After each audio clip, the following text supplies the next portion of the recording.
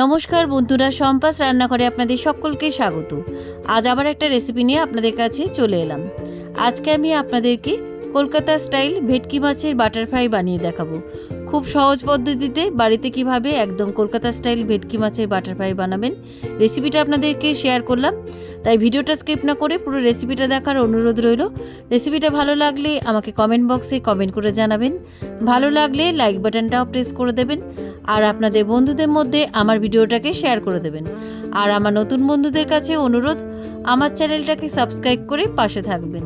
আর আমার চ্যানেলে নতুন নতুন রেসিপি দেখার জন্য পাশে থাকা ছোট্ট বেল আইকনটাও প্রেস করে দেবেন। চলুন আর কথা না বাড়ি, কীভাবে আজকে কলকাতা স্টাইল ভেটকি মাছের বাটার ফ্রাই বানাবেন রেসিপিটা দেখে নেওয়া যাক। Kolkata style fish butter fry বানানোর জন্য আমি এখানে 500 গ্রাম ভেটকি মাছের ফিলে নিয়েছি। মাছগুলো ভালো করে ধুয়ে নিয়েছি। এবারে মাছের মধ্যে লবণ দিয়ে দিলাম আর দিয়ে দিচ্ছি এর মধ্যে হাফ চামচ গোলমরিচ গুঁড়ো। এবার আমি এর মধ্যে দিয়ে দিচ্ছি পাতিলেবুর রস। একটা গোটা পাতিলেবুকে কেটে এই রসটা আমি মাছের মধ্যে দিয়ে দিচ্ছি।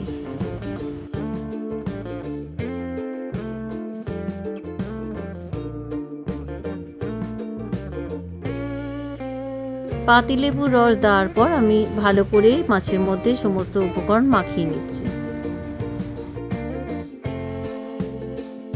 ভেটকি মাছের ফিলেগুলোতে লবণ, গোলমরিচ গুঁড়ো আর পাতিলেবুর রস দিয়ে খুব ভালো করে মাখিয়ে নিয়েছি।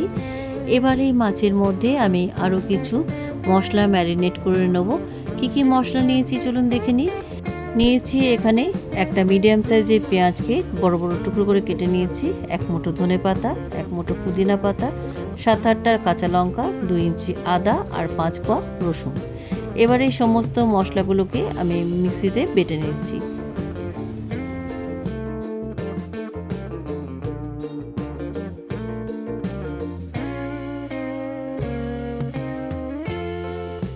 সমস্ত উপকরণ মিক্সির জারের মধ্যে দিয়ে দিলাম। এবার আমি মিক্সিতে পেস্ট করে নিয়ে আসছি। মশলাটা আমার বাটা হয়ে গেছে, একদম মিহি করে বেটে নিয়েছি। এবার এই বাটা মশলাটা আমি মাছের মধ্যে 2 টেবিল চামচ দিয়ে দিচ্ছি।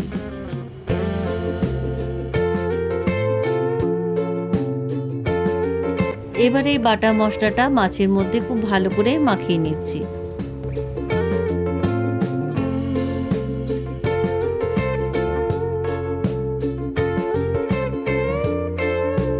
মশলাটা মাছের ফিলেগুলোর মধ্যে খুব ভালো করে আমার মাখানো হয়ে গেছে। এবারে মাছের ফিলেগুলোকে আমি একটা এয়ারটাইট কন্টেনারে ভরে আমি ফ্রিজে 1 ঘন্টা রেখে দিচ্ছি। আপনারা যে কোনো টিফিন বক্সের মধ্যে মাছের ফিলেগুলো রেখে ওভারনাইটও রেখে দিতে পারেন।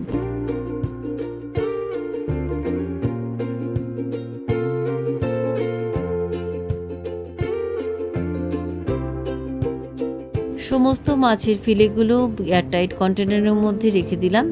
এবার ঢাকা বন্ধ করে আমি ফ্রিজে 1 ঘন্টা রেখে দিচ্ছি। আপনারা চাইলে ওভারনাইটও রেখে দিতে পারেন। 1 ঘন্টা হয়ে গেছে, ফ্রিজ থেকে আমি কন্টেনারটা বার করে নিয়ে এলাম। দেখুন মাছের মধ্যে মশলাটা ভালোভাবে কোট হয়ে গেছে। এবার আমি ব্যাটারটা তৈরি করে নেব। ব্যাটারটা তৈরি করার জন্য কি উপকরণ লাগবে চলুন দেখে নিই। নিয়েছি এখানে 1 কাপ ময়দা, আর নিয়েছি হাফ কাপ কর্নফ্লোর, আর নিয়েছি এখানে 1 টিস্পুন বেকিং পাউডার, আর নিয়েছি হাফ টিস্পুন বেকিং সোডা, আর লাগবে এখানে 2 টেবিল চামচ মেল্টেড বাটার, আর নিয়েছি একটা ডিম, আর নিয়েছি লবণ, আর লাগবে গোলমরিচ গুঁড়ো, আর নিয়েছি এখানে বরফ ঠান্ডা জল। এবার ব্যাটারটা তৈরি করার জন্য একটা মিক্সিং বোল নিলাম। মিক্সিং বোলের মধ্যে আমি দিয়ে দিচ্ছি 1 কাপ ময়দা। এবার আমি এর মধ্যে দিয়ে দিচ্ছি হাফ কাপ কর্নফ্লোর, আর দিয়ে দিচ্ছি এর মধ্যে পরিমাণ মতন লবণ, আর দিয়ে দিচ্ছি এর মধ্যে 1 টিস্পুন গোলমরিচ গুঁড়ো। এবার আমি এর মধ্যে দিয়ে দিচ্ছি 1 টিস্পুন বেকিং পাউডার, আর দিয়ে দিচ্ছি এর মধ্যে হাফ টিস্পুন বেকিং সোডা। এবার এই সমস্ত শুকনো উপকরণগুলো চামচ দিয়ে খুব ভালো করে মিশিয়ে নিচ্ছি। সমস্ত শুকনো উপকরণগুলো ভালো করে মিশিয়ে নিয়েছি। এবার আমি এর মধ্যে দিয়ে দিচ্ছি 2 টেবিল চামচ গলানো বাটার, আর দিয়ে দিচ্ছি একটা গোটা ডিম। এবার একটা হ্যান্ড উইক্স দিয়ে সমস্ত উপকরণের মধ্যে ডিম আর বাটার ভালো করে মিশিয়ে দিচ্ছি। এবার আমি এর মধ্যে অল্প অল্প বরফ ঠান্ডা জল দিয়ে ব্যাটারটাকে পাতলা করে নেব। ব্যাটারের কনসিস্টেন্সিটা আপনাদের পরে জানিয়ে দেবো, কতটা জল লেগেছে সেটাও আপনাদের দেখিয়ে দেবো। এবার অল্প অল্প জল দিয়ে ব্যাটারটাকে পাতলা করে নিচ্ছি। একসাথে পুরো জলটা দেবেন না, অল্প অল্প জল দিয়ে ব্যাটারটাকে পাতলা করে নেবেন।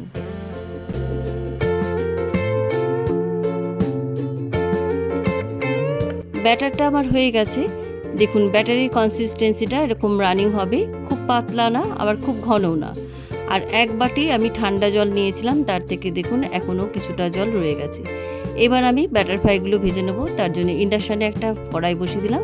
কড়াইটা গরম হয়ে গেছে, এবার আমি সাদা তেল দিয়ে দিচ্ছি। ফ্রাইগুলো ডুবো তেলে ভাজতে হবে, তাই তেলটা কিন্তু অনেকটাই লাগবে। তেলটা ভালোভাবে গরম হয়ে যাওয়ার পর এবার ম্যারিনেট করে রাখা মাছের ফিলেগুলোকে ব্যাটারের মধ্যে 2 পিঠ ভালো করে কোট করে নিয়ে এবার ডুবো তেলে আমি ব্যাটার ফ্রাইগুলোকে ভেজে নিচ্ছি। আর ফ্রাইগুলো ভাজার সময় আঁচটাকে মিডিয়ামে রেখে ভাজবেন। হাই হিটে ভাজলে ভেতরে মাছটা কিন্তু কাঁচা থেকে যেতে পারে।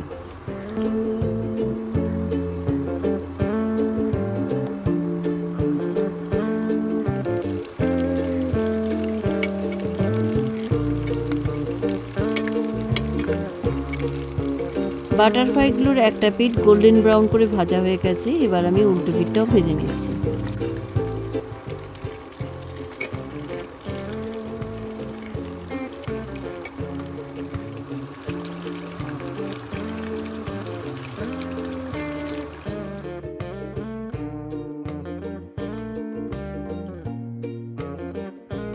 বাটার ফ্রাইগুলোর দুটো পিঠ গোল্ডেন ব্রাউন করে আমার ভাজা হয়ে গেছে। এবার তেল ঝরিয়ে একটা ঝুড়ির উপরে আমি টিস্যু পেপার পেতে রেখেছি, তার মধ্যে তুলে রাখছি।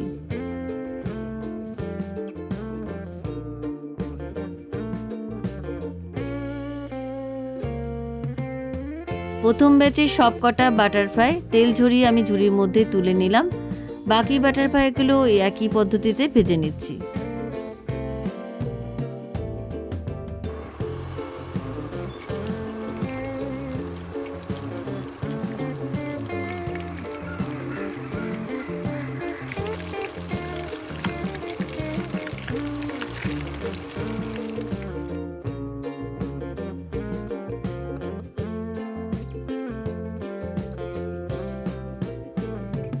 সব কটা বাটার ফ্রাই আমার ভাজা হয়ে গেছে।